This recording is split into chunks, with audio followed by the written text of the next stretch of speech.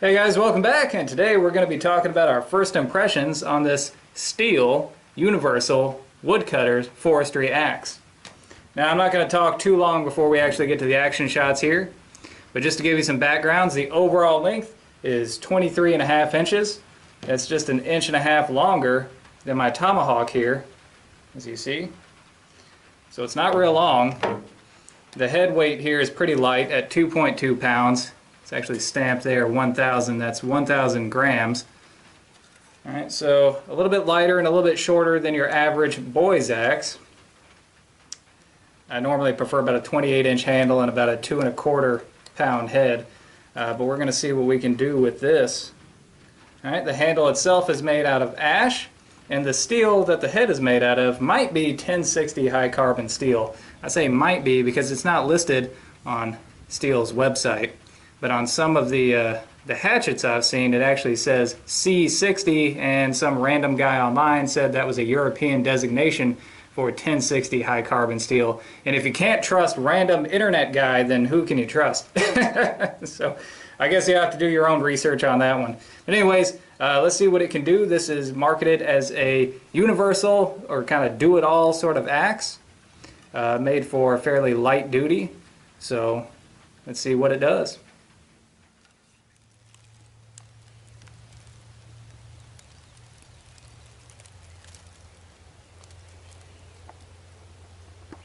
Alright, this looks like a good one to start on. As you see, it's dead.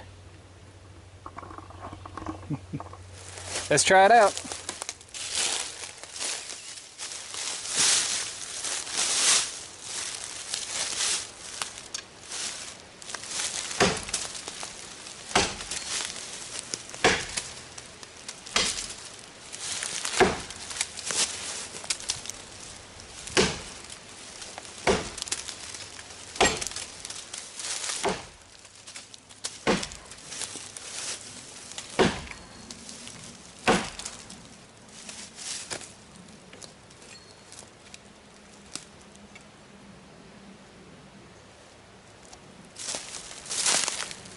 Starting to feel just a little bit of movement up here.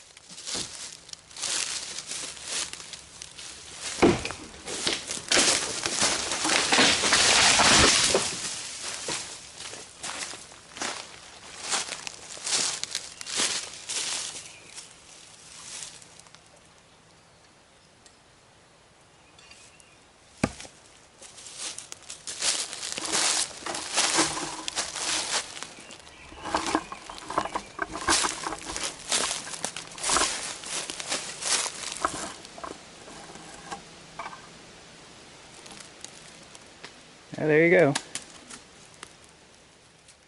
Alright, so you might be able to see there's a little orange line right under the head there. and it goes all the way around. And what that is where the blade is actually moving up and down on the handle. I don't like that. It shouldn't be moving at all. You see it's getting a little bit uneven up top here. But it doesn't feel like it's going to fly off just yet, so let's keep going. Alright, let's move on to splitting.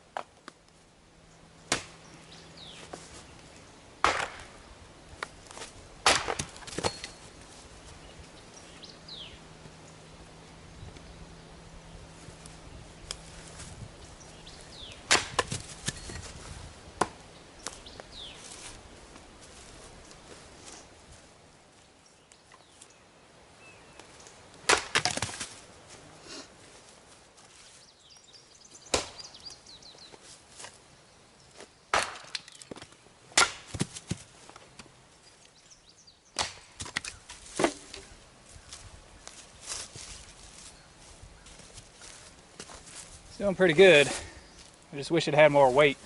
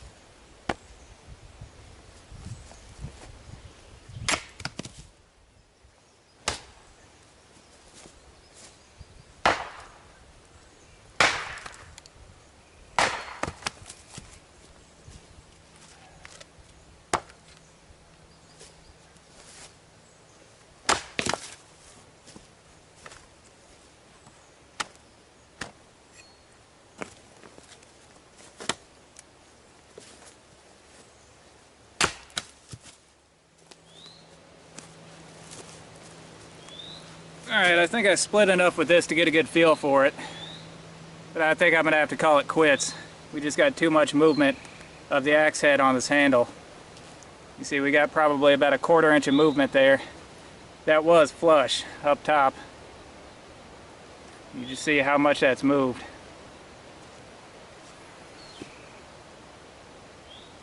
The edge is held up really well. Overall, it split okay.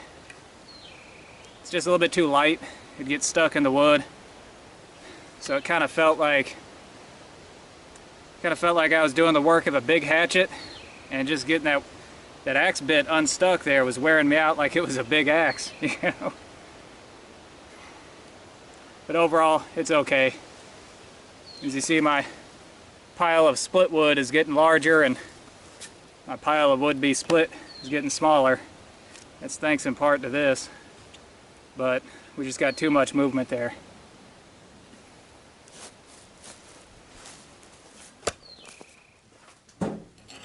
Alright guys, so there you go. As you can see, it did have some limitations. Mainly, this thing's gonna get stuck in whatever you throw it in. Now that was an issue when I was chopping with it because it throws off your rhythm. You can see right at the end there, when that tree needed one more hit, I chopped it in there and the tree started going, and I gave this handle a good come along now tug, and it didn't even budge. So that poor axe was on its own because I was getting out of there with or without it. And you can see it was a much bigger issue whenever I was splitting wood with it. Now this is a light duty axe. It's advertised as such, but you could see the logs that I was splitting wasn't very big. Maybe the biggest of which was about 8 inches across the top, and on just about every other piece this thing was getting stuck in there. So I spent twice as much energy just lifting up the log on the end of the axe and hammering it back down to try to finish the split than I did actually swinging the axe, which is a problem. Another thing to mention is with this short, really thick handle here, there's no flex, there's no give to it at all, so you're going to have a lot of hand shock. So that's going to lead to some hand fatigue, and all of that together with it getting stuck, it feels like you're using something like this with a big long 34-inch handle and a 3.5-pound head. The problem is you're not getting any more work output than you would with a very small boy's axe, because that's pretty much what you're working with here. This is in between the size of a hatchet and a boy's axe. So, as far as the quality of the materials here, you've got an ash handle that's very good. The head is great. My gosh, it took a really good edge and it held a really good edge. It's got a good ring to it. So, I mean, the quality of the steel here is just really, really nice. But of course, the way that it's put together, the main issue that we had was this started slipping on us. That's a big deal. I'm going to have to fix that before I try to use this again. What I'm going to do is try to hammer in another metal wedge here and hope that seals it up real good, and maybe that'll fix it. If not, I'm going to be really, really disappointed. Alright guys, so there you go. I would say it's worth having. I don't think that I would buy another one. On a scale of 1 to 10, I would probably give it about a 6. It is a little bit better than your average like hardware store axe, but not by much. Anyways guys, I hope you enjoyed it, and until next time, thumbs up.